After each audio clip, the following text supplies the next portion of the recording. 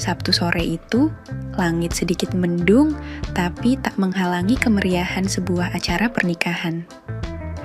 Acara itu digelar di sebuah ballroom hotel bintang 3 di pinggir kota. Suasana ramai, tamu datang silih berganti, dan panggung berdiri megah dengan latar bunga putih dan dekor yang elegan. Seorang cowok melangkah masuk, wajahnya tampan, potongannya rapi, dengan setelan kemeja formal yang pas di badan. Dia Bagas, 25 tahun, karyawan bank swasta, yang juga dikenal sebagai cowok playboy yang charming dan susah ditebak. "Bagas, ayo naik, nyumbang lagu dulu dong," teriak Edo, si pengantin pria sambil melambai dari dekat panggung. Tanpa banyak protes, Bagas maju ke arah panggung kecil. Ia mengambil mic dari MC dan tersenyum ke arah tamu. Dengan suara merdu dan percaya diri, ia menyanyikan lagu cinta luar biasa. Saat bernyanyi, pandangan matanya menyapu seisi ruangan. Namun matanya berhenti saat melihat sosok perempuan di sisi kiri ballroom, dekat meja kru dekorasi. Seorang wanita cantik berambut panjang, pakai dress hitam elegan, sedang memberi arahan pada tim rias dan dekor. Wajah lembut tapi penuh wibawa, senyumnya manis. Tapi ada sesuatu di balik sorot matanya yang membuat sulit berpaling. Begitu lagu selesai, Bagas turun dari panggung dan langsung mencari minuman. Tapi pikirannya tak lepas dari sosok wanita itu. Rasa penasaran membuncah, ia menghampiri salah satu panitia yang sedang berdiri tak jauh dari meja belakang. "Permisi mbak, yang tadi berdiri dekat sound system, yang rambut panjang, itu siapa ya?" tanya Bagas pura-pura santai. "Oh, itu Mbak Mita, dia yang punya usaha rias pengantin dan dekorasi ini. Orangnya sih asik, cantik ya?" Bagas mengangguk kecil. "Iya, cantik. Kayaknya sih," tanyanya lebih pelan. Umurnya 30, tapi masih kayak 25. Lincah, manja juga kadang, tapi pinter banget ngatur acara. Bagas tersenyum kecil, lalu tanpa pikir panjang, ia bergerak menuju ke arah Mita yang tampaknya sedang memeriksa sesuatu. "Permisi, ini beneran Mbak Mita ya?" sapa Bagas sopan. Mita menoleh cepat, agak terkejut. "Iya betul, maaf, apa kita pernah ketemu sebelumnya ya?" "Tadi aku nyanyi, tamunya Mas Edo. Lihat Mbak sibuk dari tadi. Salut, bisa ngatur tim dan acara kayak gini." Mita tersenyum simpul. "Oh iya, suaranya bagus tadi. Aku gak begitu merhatiin, soalnya banyak yang harus diurus." "Bagas," kata pemuda itu sambil mengulurkan tangan. "Aku kerja di bank, tapi kadang nyanyi juga kalau lagi pengen santai." "Wah, serba bisa dong. Aku juga sering butuh MC loh. Siapa tahu kita bisa kerja bareng," jawab Mita sambil menjabat tangannya. Sentuhan itu singkat, tapi cukup untuk membuat jantung Bagas berdetak sedikit lebih cepat. Tatapan mereka saling mengunci beberapa detik. Mita menarik tangan lebih dulu, lalu kembali melihat ke arah kru. "Tapi serius loh mbak, aku suka caramu ngatur semuanya. Elegan tapi detail," puji Bagas. Mita menatapnya sekilas, senyumnya terlihat makin menggoda. "Kamu ini bisa aja. Jangan-jangan emang udah biasa ngedeketin mbak-mbak wedding ya?" Bagas tertawa ringan. "Baru kali ini sih nemu yang kayak mbak." Mita tak menjawab. Ia hanya tersenyum, lalu melirik jam tangan. "Maaf ya, aku masih harus cek van dekor. Takut ada barang ketinggalan." "Oke, tapi boleh aku minta nomor HP mbak? Siapa tahu mau cari penyanyi dadakan lagi," goda Bagas. Mita pura-pura berpikir sejenak, lalu menyebutkan nomornya sambil senyum tipis. "Tapi jangan sering-sering nelpon ya, aku sibuk." "Kalau nelpon buat ngajak ketemu boleh?" tanya Bagas cepat. Mita tertawa pelan. Lihat nanti deh ya. Sore itu berakhir dengan tukar nomor dan sedikit obrolan ringan. Tapi buat Bagas, pertemuan itu lebih dari sekadar basa-basi. Ada rasa penasaran yang mulai tumbuh dan ia tahu Mita bukan wanita biasa. 2 hari setelah acara pernikahan, Bagas duduk santai di kursi kantor. Jemarinya mengetuk-ngetuk meja. Biasanya jam istirahat dia habiskan buat scroll medsos atau ngodain temen-temennya di grup chat.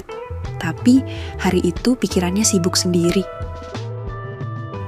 Nomor Mita sudah dia simpan sejak malam acara. Cuman sampai sekarang belum dia hubungi. Bukan karena ragu, tapi justru karena penasaran mau mulai dari mana. Akhirnya, jam makan siang, dia kirim pesan. Hai Mbak Mita, aku Bagas yang nyumbang suara kemarin. Gimana timnya udah move on dari capek wedding? Tak butuh waktu lama. Bagas nunggu, akhirnya balasan masuk. Hahaha, halo Mas Bagas. Kayaknya udah, tapi capeknya belum move on. Makanya hari ini aku males-malesan di rumah. Bagas tersenyum sendiri, lalu mengetik lagi cepet. Kalau gitu, boleh aku traktir makan siang? Sekalian bantu recovery tenaga. Cepet amat modusnya ya. Bukan modus, ini bentuk kepedulian sosial.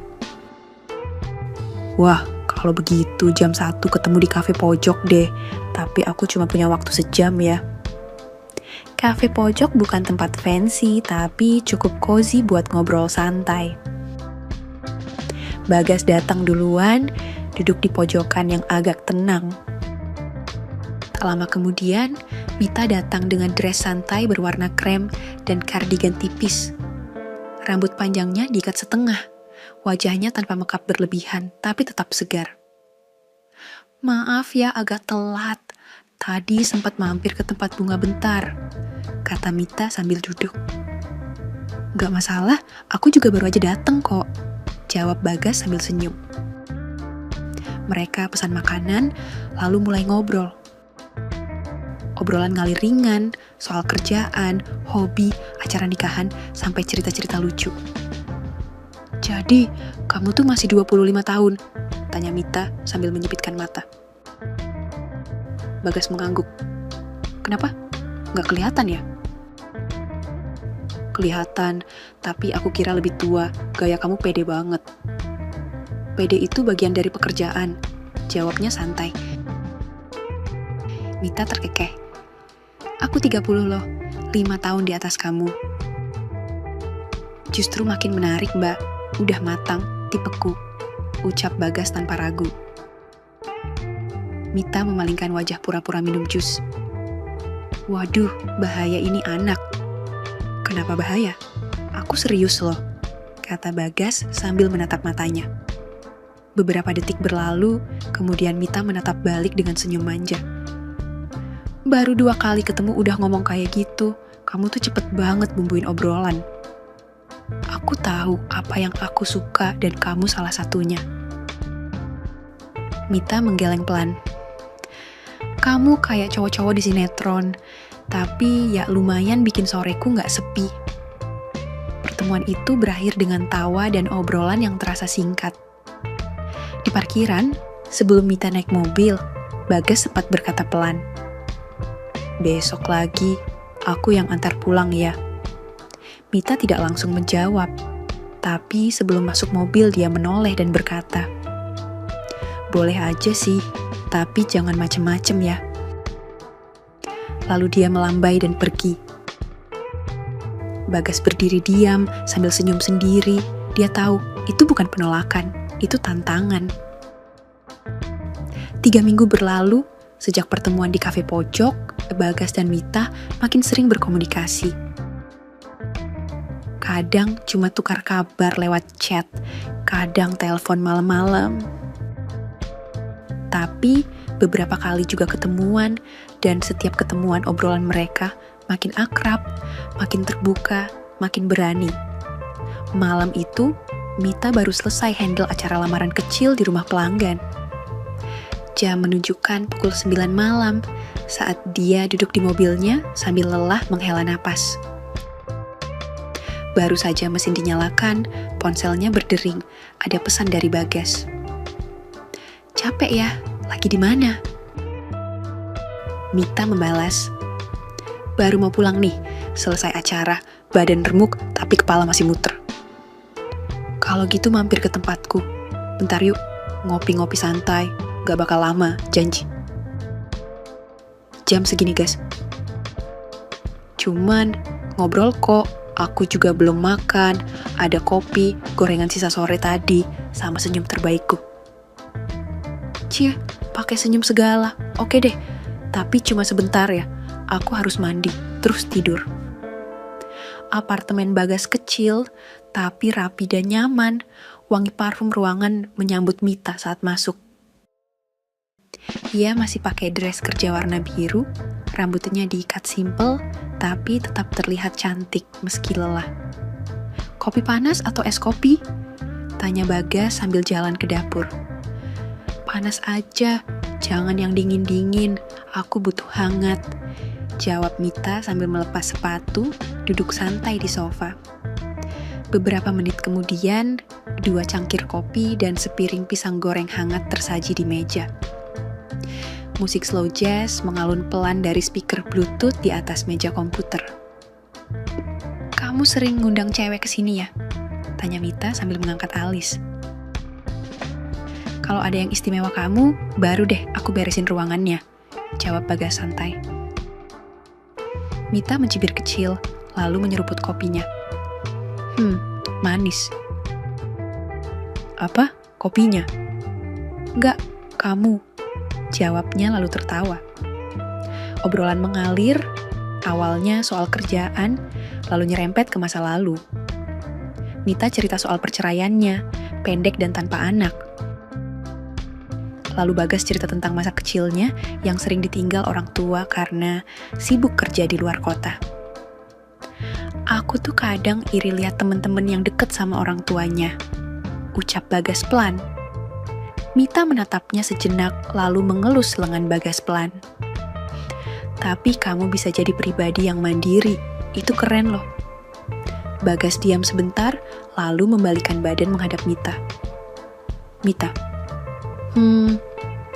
kamu sadar gak sih, tiap aku deket kamu, aku ngerasa aneh, kayak aku pengen lebih." Suasana mendadak hening, Mita menatap Bagas tanpa senyum, matanya serius tapi gak menghindar. "Bagas, kita beda, aku janda, aku capek main-main.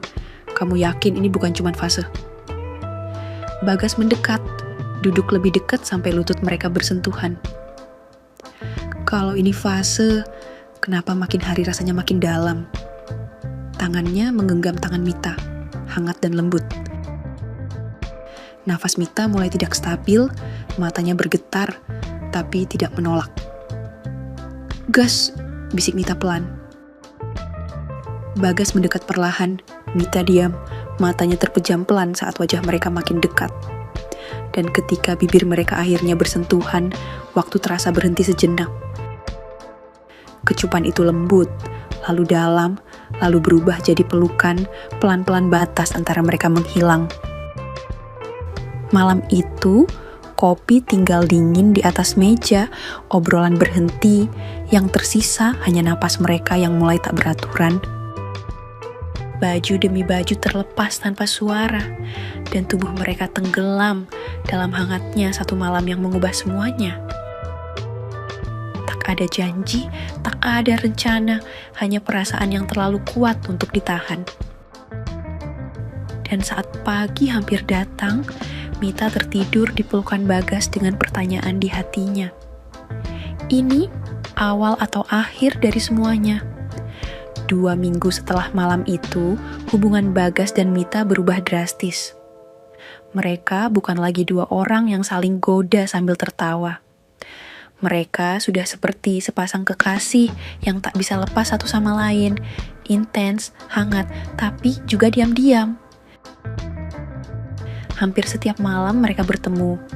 Kadang di apartemen Bagas, kadang Mita yang mampir setelah kerjaan selesai. jarang pula mereka kabur ke villa sewaan di pinggiran kota hanya untuk menghindari pandangan orang-orang.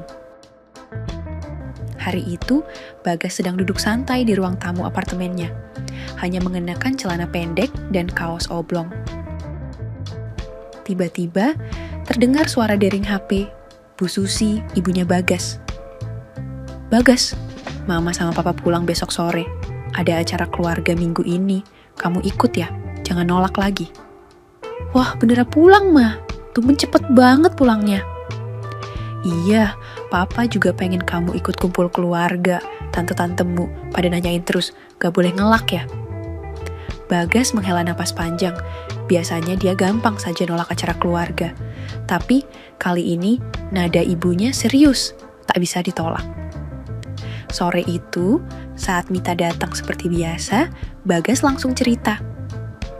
"Mita, besok orang tuaku pulang. Katanya aku harus ikut kumpul keluarga akhir pekan ini." Mita yang sedang menuang teh hanya mengangguk pelan. "Terus?" "Ya, aku ikut sih. Tapi jujur aku nggak nyaman, takut ketemu orang yang kenal kamu." Mita duduk di sampingnya, wajahnya agak tegang tapi tetap tenang. "Aku juga was-was soalnya keluargamu banyak kan?"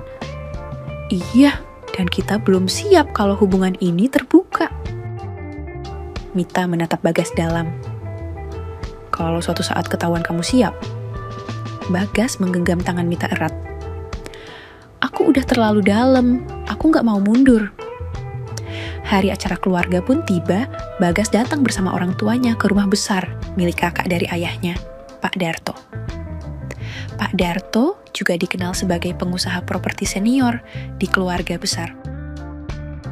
Di halaman, mobil-mobil mewah berjejer. Bagas berjalan santai, menyapa beberapa sepupu dan om tante sambil senyum canggung. Tapi langkahnya terhenti saat dia melihat sosok yang tak asing sedang ngobrol dengan salah satu tante. Rambut panjang, blazer putih, senyum manis, Mita. Bagas terpaku. Astaga, Mita juga melihatnya sekilas. Tatapan mereka bertemu lalu cepat dialihkan. Mita tetap tenang seperti tak terjadi apa-apa. "Bagas, sini kenalan dulu sama anak tante," kata Bu Susi sambil menarik lengan anaknya. "Loh, Mita?" tanya Bu Susi heran. "Kamu kenal?" Bagas terdiam. Mita langsung menjawab, suaranya tenang. "Iya tante, kami pernah ketemu pas acara pernikahan. Aku vendor dekor dan rias." Pak Darto tertawa. "Ah iya, itu Mita, anak angkat Tante Lia, adik papamu. Dari kecil ikut ibunya, baru 2 tahun ini balik." Bagas merasa kepalanya berat. Jadi, selama ini Mita adalah anak dari adik kandung ayahnya, tapi hanya anak angkat. Sore itu jadi sore yang aneh. Mita dan Bagas sama-sama menjaga sikap. Tapi, di sela keramaian mereka sempat berdiri berdampingan di taman belakang. "Kamu kaget?" tanya Mita pelan. "Iya, aku gak nyangka," jawab Bagas. "Aku pikir kita dari dunia yang jauh, ternyata malah sedekat ini." Mita menatap rumput. "Tapi kita bukan saudara gas. Aku anak angkat, dan kita pun baru kenal pas udah dewasa." Bagas menghela napas panjang. "Tapi tetap, kalau ketahuan pasti heboh." Mita memandangnya. "Kalau kamu gak sanggup, kita selesai aja sekarang." Bagas langsung menggenggam tangan Mita. "Aku gak akan mundur. Aku bakal bilang semuanya ke orang tuaku." "Serius, Gas?" "Serius. Aku cinta kamu, Mit. Terlalu dalam buat dilepasin cuma karena status keluarga yang gak jelas." Hari-hari setelah acara keluarga itu berjalan seperti tak pernah terjadi apa-apa. Tak satu pun dari mereka membahasnya lagi. Bagas tetap bekerja di bank, sibuk dari pagi sampai sore. Mita kembali dengan aktivitas rias pengantin dan dekorasi yang nyaris tak ada liburnya. Tapi malam-malam mereka tak pernah sepi. Hubungan mereka semakin dalam. Tidak hanya soal cinta, tapi juga fisik. hampir setiap pekan mereka bertemu diam-diam, entah di apartemen Bagas atau villa sewaan di luar kota. Mereka sudah terbiasa menyembunyikan segalanya, seolah dunia luar tidak perlu tahu apa yang sebenarnya terjadi. Aku kadang ngerasa bersalah, ucap Mita suatu malam setelah mereka berpelukan di kamar. Kenapa? Tanya Bagas sambil membelai rambut panjang Mita yang tergerai di bantal. Karena aku tahu ini salah, tapi aku juga gak bisa berhenti. Aku juga begitu, tapi rasa ini gak bisa dilawan. Mita menatap Bagas. Kalau nanti ketahuan. Selama belum, kita nikmatin aja dulu, nanti kita cari jalannya. Waktu berjalan, 3 bulan berlalu, hubungan itu masih berlangsung diam-diam, meski makin kuat dan makin susah dihentikan.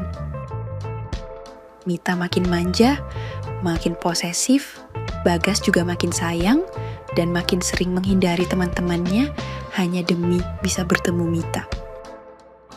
Sampai suatu malam, setelah mereka selesai sayang-sayangan, Mita sedang duduk di ujung ranjang sambil memakai kemeja Bagas, wajahnya tiba-tiba pucat. Gus, kenapa? Aku pusing, terus perutku rasanya aneh. Mita, kamu kenapa? Pandanganku goyang, ucap Mita lemas sebelum tubuhnya tumbang ke ranjang.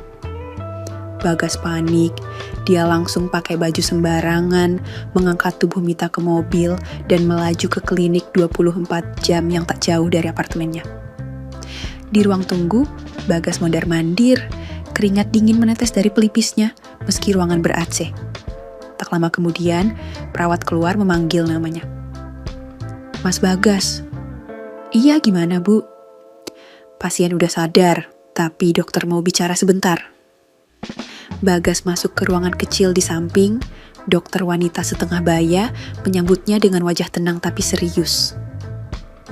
Mas, kondisi Mbak Mita stabil, tapi dari hasil pemeriksaan, tekanan darah agak turun karena kelelahan dan kemungkinan dia hamil. Bagas membeku, bingung mau berkata apa. Gimana dok hamil?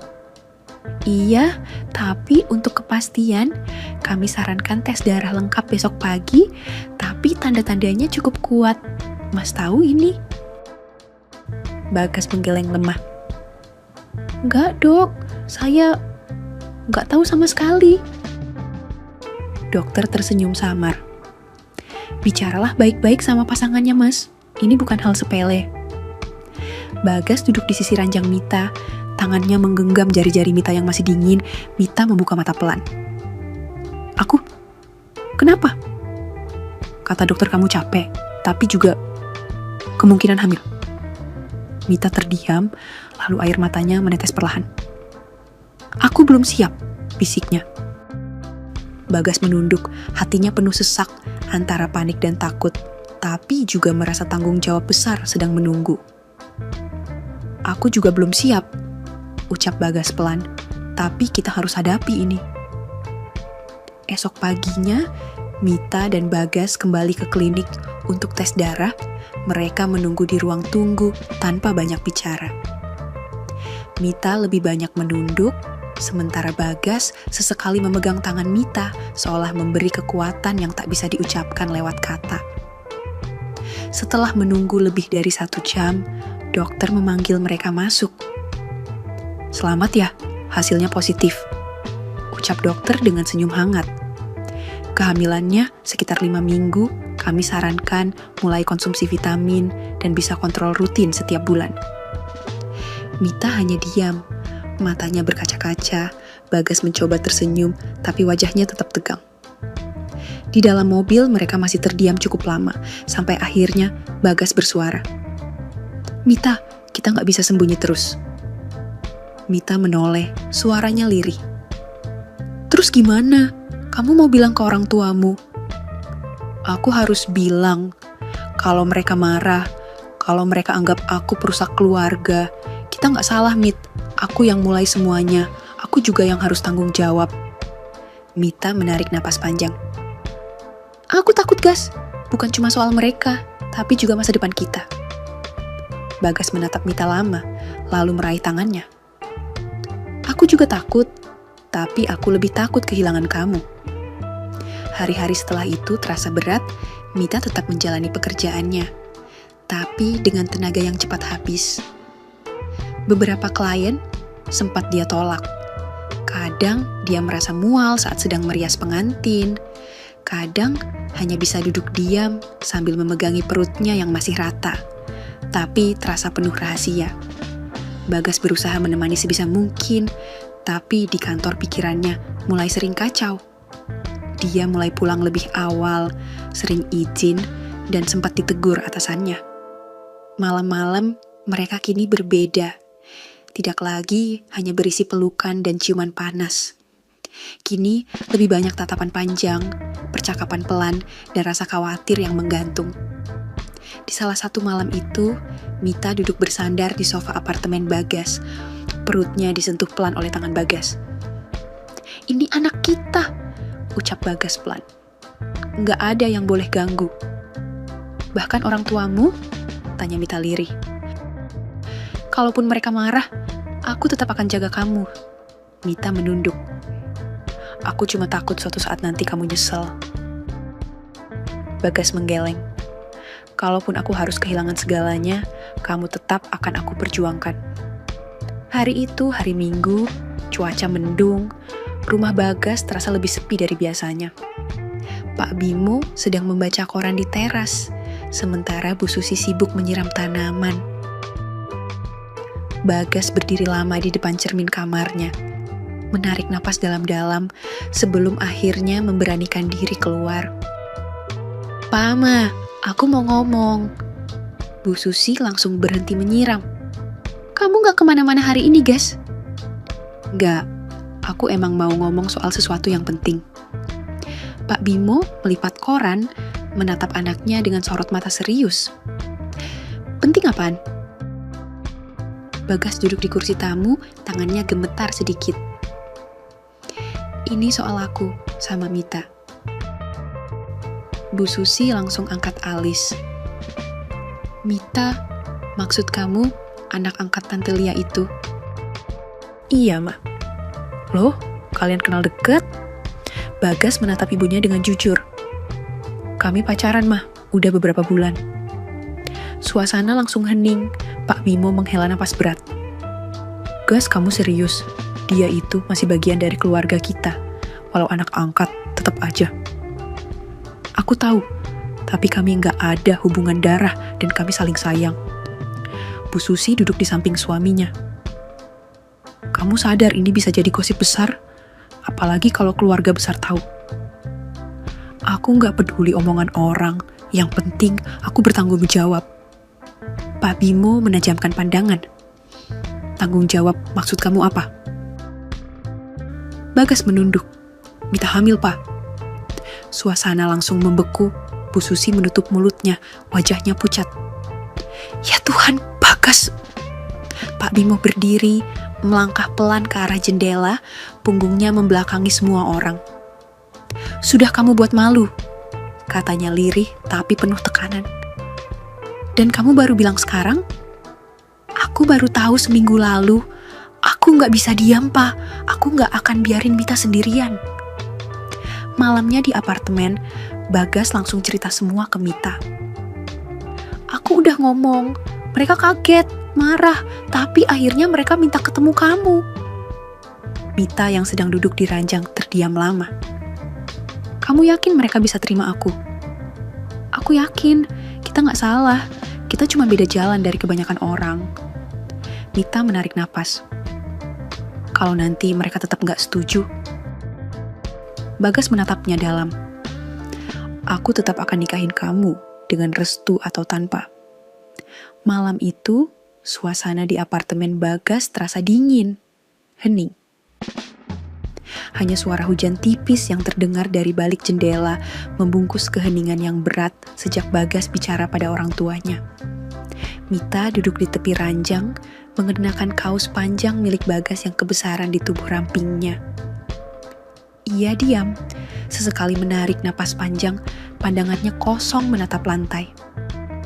Bagas berdiri di dekat jendela, lalu perlahan menghampirinya dan duduk di samping. "Aku deg-degan banget," ucap Mita pelan, suaranya nyaris seperti bisikan. Bagas meraih tangannya, menggenggam erat. "Aku juga," jawabnya, menatap gadis itu dengan lembut. "Tapi kamu gak sendirian." Mita menoleh, matanya masih menyimpan kekhawatiran. Mereka bisa aja berubah pikiran. "Kalaupun iya," ujar Bagas pelan, "aku tetap sama kamu." Tak ada lagi kata, tatapan mereka saling mengikat. Mita perlahan bersandar, lalu memeluk Bagas erat. Pelukan yang dalam, penuh ketakutan, tapi juga keyakinan yang baru tumbuh. Bibirnya bergerak pelan menyentuh pipi Bagas, dan akhirnya mereka larut dalam keheningan yang penuh gairah.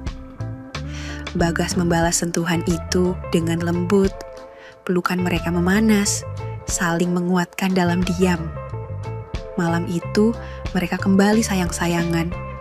Bukan lagi sekadar hasrat yang meluap, tapi sebagai pelarian dari ketegangan yang tak bisa diucapkan dengan kata.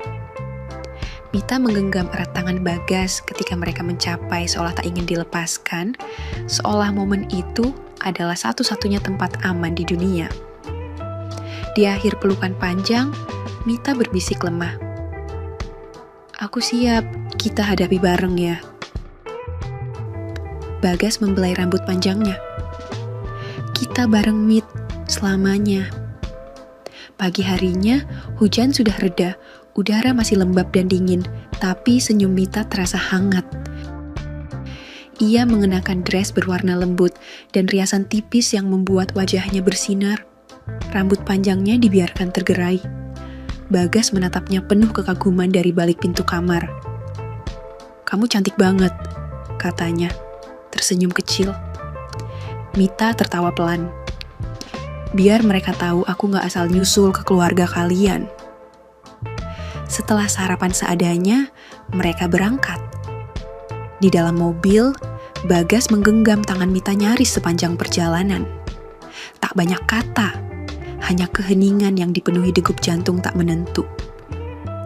Menjelang sampai di komplek rumah orang tua Bagas, Mita menarik napas dalam-dalam. "Aku cuma pengen mereka tahu, aku gak rebut kamu dari siapapun, aku cuma jatuh cinta." Bagas menoleh cepat, lalu meremas tangan Mita lebih erat. "Dan mereka harus tahu, aku juga jatuh cinta." Mobil pun berhenti di depan pagar rumah keluarga besar itu. Mita menelan ludah pelan, mereka turun bersama. Hari itu, bukan hanya cinta yang diuji, tapi juga keberanian mereka berdua. Suasana di rumah Pak Bimo terasa berbeda siang itu. Ruang tamu dibereskan, meja disiapkan untuk tamu. Dan Bu Susi terlihat mondar-mandir dari dapur ke ruang tengah. Meski tak mengatakannya, semua tahu ini bukan hari biasa. Mobil Bagas berhenti perlahan di depan gerbang. Ia turun lebih dulu, membuka pintu untuk Mita yang terlihat ragu-ragu. Mita berdiri sejenak di depan pagar, menatap rumah besar itu sambil menarik napas panjang. "Aku di samping kamu," ucap Bagas pelan. Mita mengangguk, lalu melangkah masuk. Di ruang tamu, Pak Bimo duduk sambil meneguk teh. Saat melihat Mita masuk, ia meletakkan gelas perlahan. Bu Susi pun muncul dari arah dapur. Matanya langsung menatap Mita dari ujung kaki hingga kepala. Mita menunduk sopan. "Selamat pagi." "Iya, pagi, duduk," jawab Bu Susi singkat tapi masih terkontrol. Mereka duduk, tak ada suara beberapa menit, hanya denting sendok di gelas dan deru kipas angin yang berputar pelan di langit-langit. "Apa kamu tahu?" kata Pak Bimo memecah keheningan. "Kalau kamu bagian dari keluarga besar kami." Mita mengangguk pelan. "Tahu Pak, tapi saya besar jauh dari sini. Saya ikut ibu sejak kecil, jadi saya nggak pernah kenal siapa-siapa dari keluarga ayah." Bu Susi menyilangkan tangan di dada. "Dan kamu baru muncul sekarang sebagai pacar keponakan sendiri." Mita menunduk lebih dalam. Saya nggak pernah rencanain ini. Saya nggak tahu waktu pertama kali kenal Bagas, kami ketemu di acara nikahan. Saya kerja, dia nyumbang lagu. Kami baru tahu belakangan, lanjut Bagas menimpali. Dan waktu itu kami sudah saling jatuh cinta. Pak Bimo menghela napas pelan. Tapi kamu anak dari adikku. Saya bukan anak kandung, Pak, ucap Mita pelan. Bu Susi memandang Mita lama. Jadi, kamu bukan kandung ya? Tidak, Bu. Saya dibesarkan tanpa tahu apa-apa soal keluarga ini. Saya baru tahu setelah saya dan Bagas sudah dekat. Pak Bimo bersandar di kursi terdiam, lalu ia menatap Bagas dalam-dalam. Kamu yakin ini bukan cuma karena tanggung jawab? Aku cinta sama Mita, Pak. Sejak awal, sejak sebelum tahu siapa dia. Dan sekarang, dia hamil. Aku nggak mau dijalani ini sendirian. Suasana hening lagi. Tapi kali ini terasa berbeda. Bukan dingin, tapi seperti ada dinding yang perlahan retak. Bu Susi menarik napas panjang. Kalau kamu sudah dewasa dan tahu risikonya, kami nggak bisa larang. Pak Bimo mengangguk pelan. Kalau kamu bersedia nikah dengan tanggung jawab penuh, kami akan ikutkan kamu dalam rencana keluarga. Tapi jangan sembunyikan apa-apa lagi. Mita menunduk. Kali ini dengan air mata yang jatuh perlahan di pipinya. Terima kasih, Pak. Bu, saya janji saya nggak akan kecewakan kalian. Beberapa minggu setelah pertemuan itu, suasana rumah Pak Bimo tak lagi tegang seperti sebelumnya. Bu Susi yang awalnya dingin, kini mulai menunjukkan perhatian kecil pada Mita. Menyuruhnya duduk, menyiapkan teh, bahkan kadang memuji riasan simpel yang dipakainya. Hari itu, keluarga besar berkumpul. Tak seperti acara resmi, suasananya lebih santai. Sekadar kumpul makan siang dan ngobrol. Tapi bagi Bagas dan Mita, hari itu terasa seperti hari lamaran yang sebenarnya. Bagas berdiri di tengah ruang tamu, didampingi orang tuanya. Mita duduk di samping Bu Susi, tampak gugup tapi tersenyum. Aku cuma mau bilang, ujar Bagas sambil menatap ke arah semua keluarga, bahwa aku dan Mita sudah siap menikah. Kami sudah melewati banyak hal, dan sekarang kami mau jalani hidup ini sama-sama. Mita menunduk pelan, pipinya merah, tapi senyum di wajahnya tak bisa disembunyikan. Pak Bimo mengangguk tenang. Kalau itu pilihan kalian, kami hanya bisa mendoakan. Nikah bukan akhir dari perjuangan, justru baru mulai. Tapi kalau kalian bisa saling percaya, kalian bisa lewati semuanya. Satu persatu anggota keluarga memberi selamat, mencairkan suasana yang dulu sempat kaku. Tak ada perayaan mewah, tak ada tenda besar, hanya suasana hangat yang jauh lebih tulus dari pesta manapun. Beberapa minggu kemudian, pernikahan mereka berlangsung sederhana. Di pelaminan, mereka duduk berdampingan. Mita menggenggam tangan suaminya. Mata mereka saling bertemu.